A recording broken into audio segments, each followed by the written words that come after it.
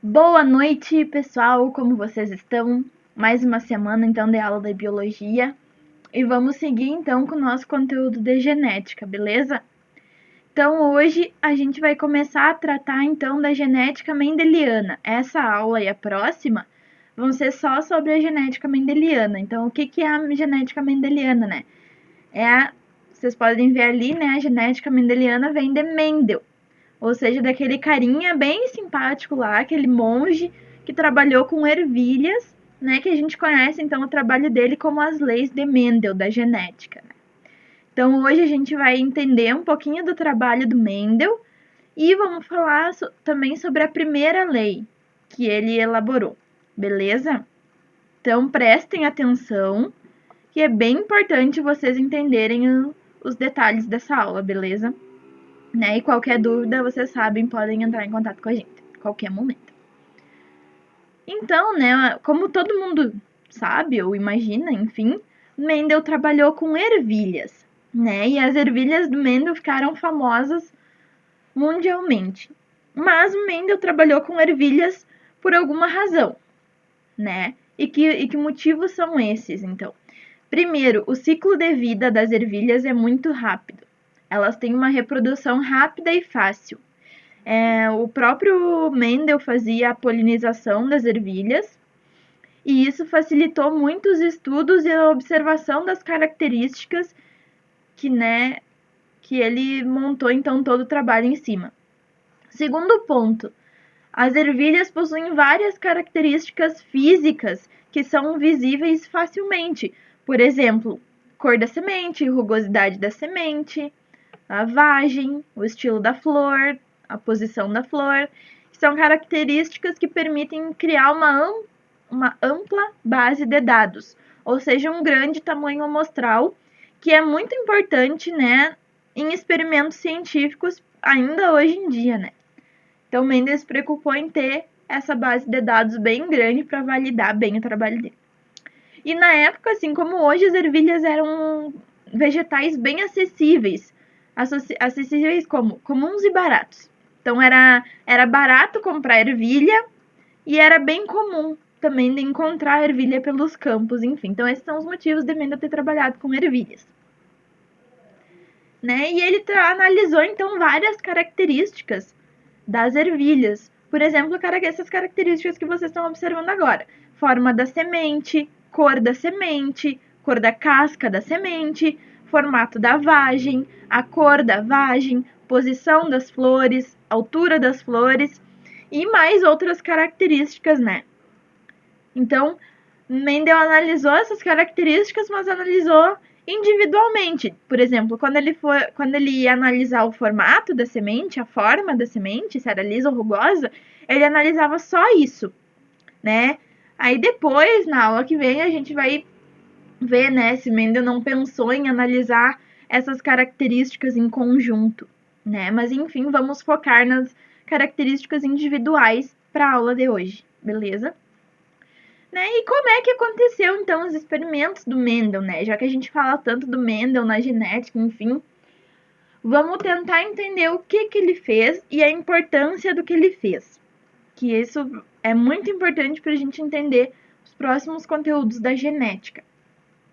O que Mendel fazia nos experimentos dele? Ele ia cruzando plantas diferentes, né, ervilhas diferentes, para analisar as características que elas iam apresentar ou não. Que características?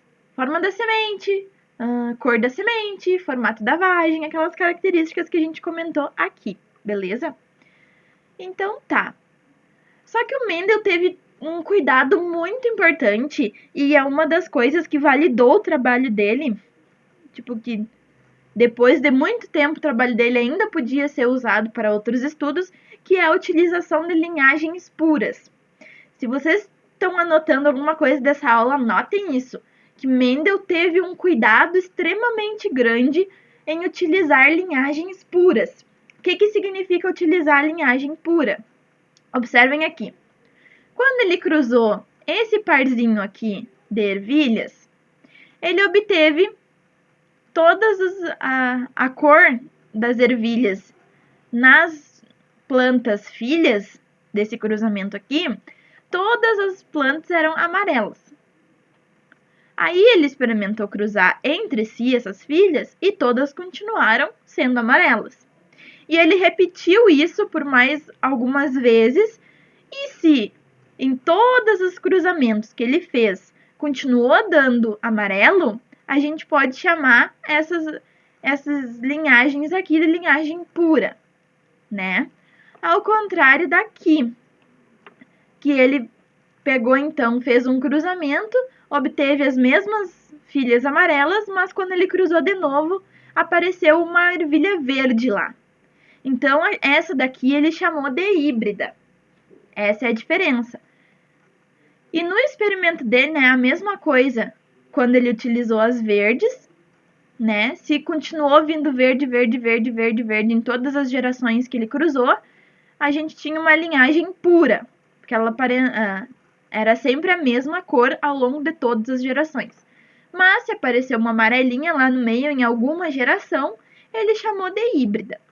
Então, ele cuidou para que no início do experimento dele, esse aqui é um resuminho, né, do que eu apresentei antes para vocês, mas ele cuidou então, né, pro início do experimento dele, a primeira geração que ele utilizou para fazer o cruzamento, que é a geração parental ou geração P, que ele chamou, fossem de linhagens puras.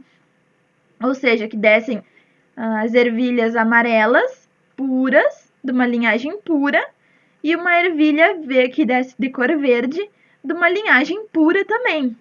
E quando ele cruzou essas duas linhagens puras, de amarela e verde, ele observou que na segunda geração, ou na primeira geração de filhos, F1, todas as ervilhas nasceram amarelas, de cor amarela, por mais que ele tivesse usado uma linhagem verde pura, com aquela linhagem amarela pura, né? Aí, ele cruzou novamente. Essa geração aqui, deixa eu pegar um marcadorzinho. Ele pegou, então, duas plantas aqui e cruzou entre si. Então, essa aqui, lembra, né? Geração F1. Aqui nesse slide, nós temos a geração F1. A gente sabe que misturou material genético da pura amarela e da pura verde, né, para gerar esses descendentes aqui. Então, a gente sabe que esses aqui são híbridos. Então, na geração F1, nos primeiros filhos, a gente tem as amarelas híbridas, que ele cruzou entre si. E, após o cruzamento entre essas duas, ele obteve a terceira geração de cruzamento, ou a segunda geração de filhos, que é a geração F2. E ele observou que nos filhos, né, dessa geração apareceu lá uma característica verde, que veio então do vovô, que era puro, né, das ervilhas aqui. Esse foi basicamente o trabalho do Mendel. Isso foi o que Mendel fez.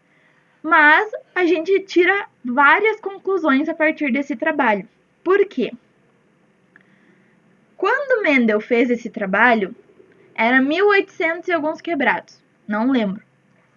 E não se tinha conhecimento do que era DNA, do que era gene, do que era cromossomo. Então não se tinha muito conhecimento sobre biologia molecular, que é como a gente chama essa área que estuda o material genético, o núcleo das células, enfim.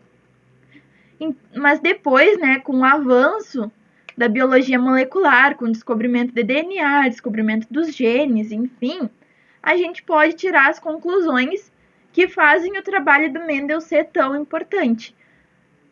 Na época que Mendel publicou o trabalho dele, não deram bola para ele. Disseram, esse cara aí tá falando bobagem, né? Não vamos dar bola para ele.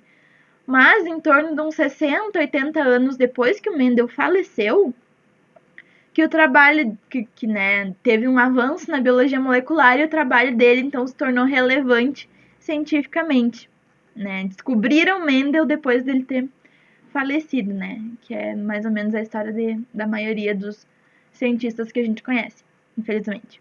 Talvez vocês escutem falar de mim futuramente, né? Tendo feito uma grande descoberta alguns anos depois do meu falecimento, né? Mas enfim, brincadeiras à parte, quando o Mendel cruzou a segunda geração de filhos, que eram híbridos, e ele obteve lá no final aqui uma ervilha verde, ele denominou a diferença como é que eu vou dizer isso? Das linhagens puras que ele utilizou. Como assim, Júlia? O que tu tá querendo dizer? Eu tô querendo dizer que aquela característica, que é a característica da cor verde, ela ficou em recesso durante uma geração. Se vocês lembrarem, aqui na geração de filhos F1, não apareceu nenhuma verde. Mas por mais que as duas híbridas F1 que foram cruzadas eram amarelas, visualmente, elas geraram um descendente verde, por mais que elas não aparentassem, né, nenhuma característica de ervilha verde. Então, essa característica ela ficou em recesso durante a geração F1. E essa característica que ficou em recesso ao longo de algumas gerações é aí que a gente deu o nome, que Mendel deu o nome, né, de característica recessiva, né? E aquelas características que apareceram, que sempre foram expressas em todas as gerações, é a característica dominante, porque ela sempre foi expressa. E a outra ficou em recesso durante algum tempo, então recessiva. Então daqui que surgiu então os termos dominante e recessivo dentro da genética. Beleza, pessoal? Tá, e o que mais a gente pode concluir disso? Quando Mendel utilizou as linhagens puras, que ele teve o cuidado, extremo cuidado na geração parental de usar plantas, ervilhas amarelas puras e verdes puras, ele estava usando na pura amarela o azão, ela era azão, tinha característica azão, e a verde azinho. E quando ele cruzou essas duas linhagens puras de amarelo e verde, todos os filhos, né, da geração F1 saíram azinho, porque era a possibilidade de gametas produzidos, né, pela planta. Aqui a pura amarela produz só azão e a pura verde produz só azinho. Então, como um vem da mãe e um vem do pai, no caso, né, um de cada planta, forma o azinho. E isso para todas, qualquer linhagem filha. Agora, na segunda geração que o Mendel cruzou, então, duas plantas, duas ervilhas que eram híbridas, que era azinho, teve a oportunidade, então, né, de herdar um azinho de cada planta mãe e tem, então, a característica verde expressa. E isso, né, é o que a gente já falou na aula anterior de Introdução à Genética da homozigosidade. Se é azinho, azinho, né, e as questões dominante e recessiva entre eles, que a gente entendeu um pouquinho melhor agora, né? Mas como isso acontece, então, nos gametas? Que isso acontece tanto para plantas quanto para animais, a formação de gametas. O que acontece, né? Vocês vão ter que lembrar agora um pouquinho das nossas aulas de divisão celular. O que acontece na divisão celular? Na divisão celular, uma célula-mãe, por exemplo, aqui a gente vai ter uma célula-mãe híbrida, que ela é azinho. Então, ela vai ter o parzinho dela de cromossomos homólogos, que aqui está representado, e cada cromossomo vai ter a sua variante, a sua variação, que é o alelo. Então, esse cromossomo aqui tem o alelo azão e esse cromossomo aqui tem o alelo azinho. Mas eles têm o mesmo gene e no mesmo lugar, então eles são cromossomos homólogos, beleza? O que acontece? Essa aqui é uma célula, né, em situação, digamos, de intérfase. Não se preparou para dividir ainda. Por quê? Porque para a célula se preparar para divisão, os cromossomos precisam duplicar. Beleza? Então, duplicou, os cromossomos homólogos, o parzinho que a gente tinha, e ficou. Agora lembrem um pouquinho comigo da meiose, que é a divisão celular que produz gametas. Na meiose 1, né, a gente tem a meiose 1, meiose 2, meiose 1 reducional, meiose 2 equacional. Na meiose 1, a gente divide metade dos cromossomos para cada lado, para cada nova célula, né? No caso, para cada lado, para cada núcleo que vai ser formado, né? Para cada polo celular. Então, a gente vai dividir aqui. O azão aqui foi para um lado e o azinho foi para outro. Olhem aqui. A célula é azão-azinho. O azão foi para um e aqui o azinho foi para outra, né? Mas eles estão duplicados. E aqui a célula já está N. Ela já está com 23 cromossomos para cada lado. Beleza, galera? E quando acontece a meiose 2, que ela vai manter, né? Vai manter o N, vai manter os 23 cromossomos de cada lado, ela só separa as cromátides. Vai uma cromátide para um lado e outra cromátide para outro. Para outra célula, no caso, né? Mesma coisa aqui, vai para um e essa outra para outro, né? Como isso acontece? Assim, separou as cromátides e foi uma para cada lado. E cada célula, então, né, tem N, tem 23 cromossomos cada um. Vocês notaram que os cromossomos aqui que foram produzidos, metade deles, ó, essa metade e essa metade possuem cada um o azão, ó. O azão ficou em metade dos gametas formados. E o azinho também ficou na metade dos gametas formados. Digamos que fosse, né, na espécie humana e tivesse formando, então, espermatozoides. Aqui é cada gameta que foi formado na nossa divisão celular. Cada espermatozoide, então, vai ter aquele alelo. Esse espermatozoide com esse alelo, esse com esse alelo, esse com esse alelo e esse com esse alelo. Quando a gente analisa depois, né, toda a produção, fica 50% dos gametas com o alelo azão e 50% dos gametas produzidos com o alelo azinho. Então, o que a gente tira de conclusão com isso? Na meiose, a célula mãe, que era azão-azinho, que era híbrida, que era heterozigota, formou 4 células filhas com metade dos cromossomos, ou seja, metade ficou com azão e metade ficou com azinho. Então, para essa característica que a gente analisou, 50% dos gametas, né, ou células filhas, ficou com o galelo azão e 50% a outra metade, né, ficou com o alelo azinho. Beleza, pessoal? Isso que a gente acabou de entender, que eu espero que vocês tenham entendido, né? Porque genética é muito confuso da gente explicar e muito confuso de entender também sem uma aula presencial. Por isso que, né, chamem a gente se vocês tiverem dúvidas. Mas isso tudo que eu trouxe para vocês até agora é a primeira lei de Mendel. Vocês acabaram de aprender a primeira lei de Mendel. E a primeira lei de Mendel também é chamada de lei de segregação dos fatores. Quando Mendel escreveu a primeira lei, o que ele escreveu? Ele escreveu a seguinte frase: cada característica é determinada por 2 fatores que se separam na formação dos gametas, onde ocorrem em dose simples, e eles voltam a se encontrar quando ocorre a fecundação. Júlia, meu Deus, Mendel era louco, o que ele acabou de escrever? Eu não entendi porcaria nenhuma. Seguinte, vocês entenderam, mas aqui está escrito de forma diferente. Como eu expliquei para vocês, Mendel não tinha conhecimento do que era um DNA, do que era um gene, do que era um cromossomo.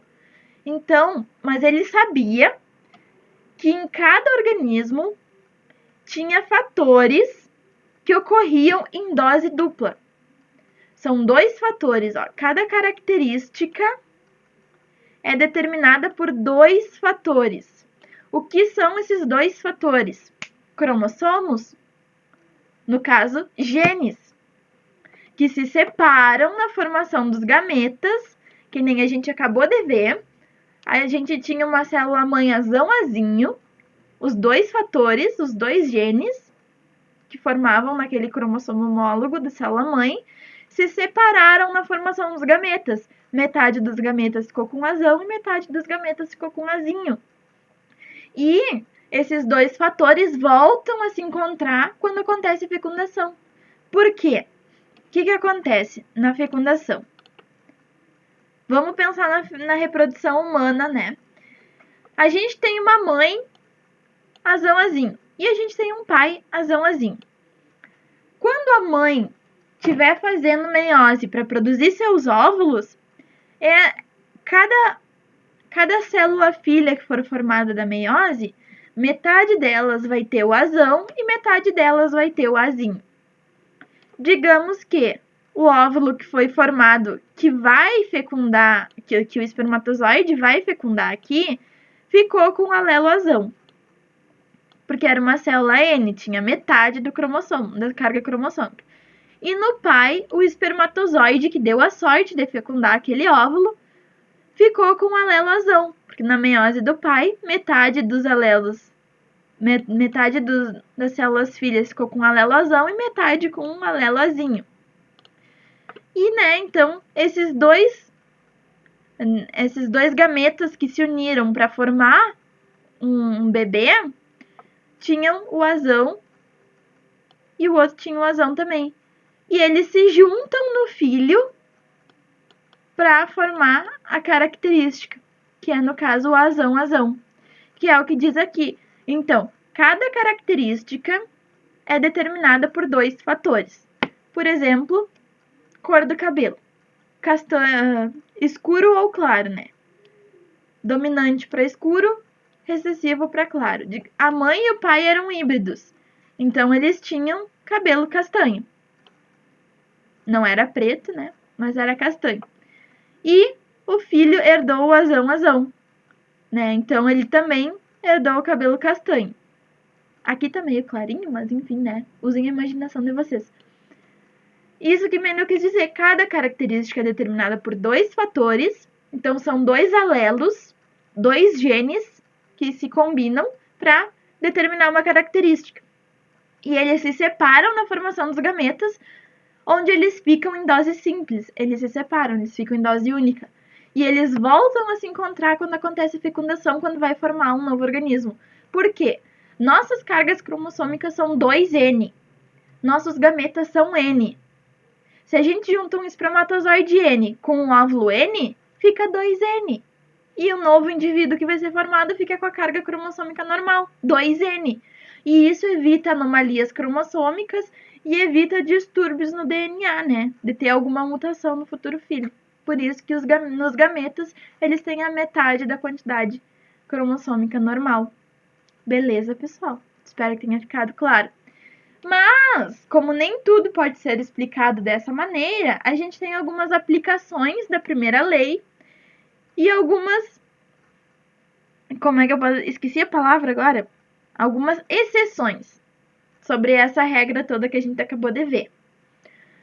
A primeira aplicação da primeira lei é a questão de herança dominante e herança recessiva, que é o que a gente já conversou quando falou de heredograma, né, na aula passada. Quando a gente tem muitos indivíduos afetados num heredograma, o que é mais provável de acontecer? Da gente ter uma herança dominante, independente se for azão-azão ou azão-azinho, ou a gente ter uma característica recessiva, que é bem difícil de acontecer, né? Quando a gente tem muitos indivíduos afetados, é mais provável que seja uma herança dominante. Ao contrário desse heredograma aqui, quando a gente tem muito poucos, olha só meus pleonasmos, quando a gente tem poucos organismos afetados com alguma doença, sem ter uma diferenciação, sem ser só um sexo afetado, por exemplo, sem ser só mulheres afetadas ou só homens. Não, aqui a gente tem uma mistura, a gente tem mulheres e homens afetados. Aqui também tem mulheres e homens afetados. Aqui, quando é poucos, a gente tem então uma herança recessiva. Beleza, pessoal? Essa é a questão da herança dominante e herança recessiva. E as exceções à primeira lei, a primeira delas é a dominância incompleta, porque a gente não vai ter uma característica, um alelo que vai dominar sobre outro. Os dois não vão ter dominância. Eles não dominam, eles não vão se sobrepor entre o outro, que é o exemplo da coloração dessa flor aqui, que é a flor boca de leão.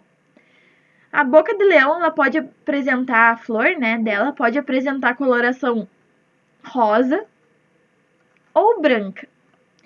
Só que quando a gente cruza as linhagens puras dessas duas, a gente tem uma linhagem, uma mistura dessas cores. A gente tem cores lilás. E quando a gente cruza essas lilases de novo, a gente tem todas as formas de cor aparecendo. Qual é a explicação para isso? Os alelos para cor rosa indicam um gene positivo para pigmentação, ou seja, para coloração da flor. E os alelos para cor branca indicam um gene negativo para pigmentação, para coloração, ou seja, aqui tiver o rosa tem pigmentação, vai ter a cor. E a que tiver a coloração branca, ela não tem cor. É como se fosse uma albina. Ela não produz coloração, não produz pigmento.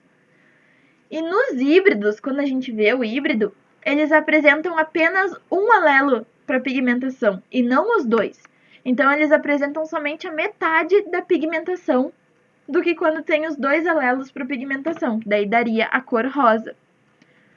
Então vocês podem ver que tanto pro rosa ou pro branco, aqui ela precisa apresentar os dois alelos, ser azão para ter a cor e ser azinho para não ter a cor. Mas o híbrido que possui metade só do alelo para coloração, ele produz uma coloração mais clara, uma mistura, né, entre as duas então. Beleza, pessoal? Essa é a dominância incompleta. Nenhum domina sobre o outro. O branco não domina sobre o rosa, ou o rosa não domina sobre o branco. Os dois não têm dominância. Que é ao contrário da codominância, quando os dois alelos dominam, se eles estão presentes, que é o caso da nossa tipagem sanguínea AB. O nosso tipo sanguíneo é determinado geneticamente. E tanto o tipo sanguíneo A quanto o tipo sanguíneo B são alelos dominantes. Vocês podem ver aqui. Iazão, Iazão. IB, IB. O Izinho, ele significa o recessivo, que ele está presente, então, no sangue tipo O. Que ele precisa ser Izinho, Izinho. Tanto o IA com o Izinho, ele domina. O IA domina sobre o Izinho, o sangue é do tipo A. No B, o IB também domina sobre o Izinho, ele é do tipo B. E quando o A e o B estão juntos, os dois dominam. Os dois são expressos. Fica IA e B, que é o nosso tipo sanguíneo AB. Os alelos que codificam os tipos sanguíneos A e B, ambos são dominantes. E quando isso acontece, os dois fenótipos vão ser expressos. Tanto o sangue tipo A quanto o sangue tipo B são expressos. Por isso que a gente tem o tipo sanguíneo AB, que é, né, bem raro de acontecer, mas tem. Beleza, pessoal? A pleiotropia é quando um único gene pode determinar mais de uma característica. Por exemplo, é o caso de quem apresenta fenilcetonúria, que é uma doença. A fenilcetonúria, ela é uma doença genética e ela é causada por um único gene. E todos os sintomas que são acarretados por causa dessa doença são causados pelo mesmo gene. Então, o gene que causa a fenilcetonúria, ele vai causar deficiência mental, convulsão, icterícia e queda de cabelo. Esse mesmo gene faz todas essas coisas, né? Então, a pleiotropia é quando um único gene determina mais de uma característica no indivíduo. E só para ficar claro aqui para vocês, a fenilcetonúria é uma doença detectada através do teste do pezinho. Então é importante fazer o teste do pezinho para descobrir né, se a criança vai desenvolver algumas dessas doenças, né, para ter todo um cuidado, uma preparação para ao longo da vida dessa criança. Beleza? E a última questão sobre a aplicação da primeira lei é a questão dos alelos múltiplos. Normalmente, né, lembrando o que é alelo, já falei várias vezes na aula de hoje, mas agora é mais importante lembrar o que é alelo. Alelo vai ser a variação do gene, a variedade daquele gene. Lembrando que a gente precisa, né, a gente vai ter nosso conjunto cromossomo, que é 2N, a gente vai ter parzinhos de cromossomos homólogos. Esses cromossomos, para serem homólogos, precisam ter o mesmo gene no mesmo lugar. O mesmo gene, por exemplo, para a cor do cabelo. E os alelos que esses genes vão apresentar podem ser diferentes. Pode estar caracterizando cabelo amarelo, cabelo loiro, cabelo castanho, cabelo preto, dependendo do alelo que tiver naquele gene, que vai ser o azão ou azinho, né, que a gente costuma dizer. Quando a gente tem alelos múltiplos, a gente possui mais de 2 variedades, ou seja, mais de 2 alelos para determinar uma característica, que é, por exemplo, a cor da pelagem de coelhos. A gente possui 4 alelos diferentes que vão se combinar entre si para dar a característica de 4 variedades, que é os 4 tipos de pelagem de coelhos que a gente pode ter, que é o agute, o chinchila, o himalaia ou o albino. E como é que funciona toda essa questão? A gente vai ter os 4 alelos, alelo Czão, alelo CCH, alelo CH e alelo CA, para determinar a pelagem dos coelhos. E eles vão ter entre si uma questão de dominância. O alelo Czão, que é o alelo que determina a cor agute, que é essa pelagem aqui, ele vai dominar sobre todos os outros alelos. O alelo CCH, que determina a pelagem chinchila, ele só vai dominar sobre o alelo CH, que determina Himalaia, e o CA, que é o albino. E o CH, que é o que determina a pelagem Himalaia, só domina sobre o albino. E o albino, ele é o nosso recessivo, totalmente recessivo então, porque ele só quando ele tiver o CA que a pelagem vai ser albina. Vamos por partes, né? Nas combinações desses alelos. O C, ele vai poder combinar com todos os outros, né? Apesar da gente ter vários alelos, ter 4 alelos para determinar a pelagem de um coelho, a gente só usa 2, porque os coelhos também, né, tem o lote 2N, então eles só vão ter um parzinho, então só vai ter 2 alelos envolvidos. Mas a gente tem 4 tipos diferentes de alelos que podem se combinar para formar o parzinho. O alelo Czão, que determina o agute, independente de com quem ele tiver ali, ele vai ser o dominante, ele vai determinar a pelagem agute. Se ele tiver com o Czão, só agute, com o CCH, com o chinchila, com o CH, que é o Himalaia, com o CA, que é o albino, ele vai dominar sobre qualquer um. Então, vai determinar a pelagem agute. O chinchila, como vocês podem ver aqui, se ele tiver com um Czão, ele não domina. Quem domina é o Czão. Então, o chinchila só domina se ele tiver com CH, chinchila. Quando ele tiver com um Himalaia ou quando ele tiver com um albino. Aí, a pelagem vai ser chinchila. O Himalaia, o CH, se ele tiver com um Czão, que é o do agute, a pelagem vai ser agute. Se ele tiver com um CH, que é de chinchila, a pelagem vai ser chinchila. Mas se ele tiver com outro Himalaia ou com albino, a pelagem vai ser Himalaia. E o albino, ele só é expresso quando tem, né, então, caráter recessivo, CA, quando for os mesmos alelos. Aí a gente vai ter o albino. Beleza, pessoal? Eu espero que tenha ficado claro, espero que eu tenha conseguido, apesar de todas as minhas enrolações, passar então o conteúdo para vocês, passar um pouquinho mais sobre a genética e as aplicações da primeira lei de Mendel. E para a aula que vem, então, a gente fala sobre a segunda lei, as aplicações da segunda lei. E se ainda der tempo, a gente fala um pouquinho sobre a herança sanguínea na espécie humana, o nosso sistema sanguíneo, sistema ABO, que eu já falei um pouquinho para vocês que ele é caracterizado geneticamente, né? Já mostrei para vocês a questão da codominância entre tipo sanguíneo A e B, mas a gente vai falar, né, um pouquinho melhor como funciona e do sistema RH também. Beleza, pessoal? Boa semana para vocês e fiquem bem. Até semana que vem.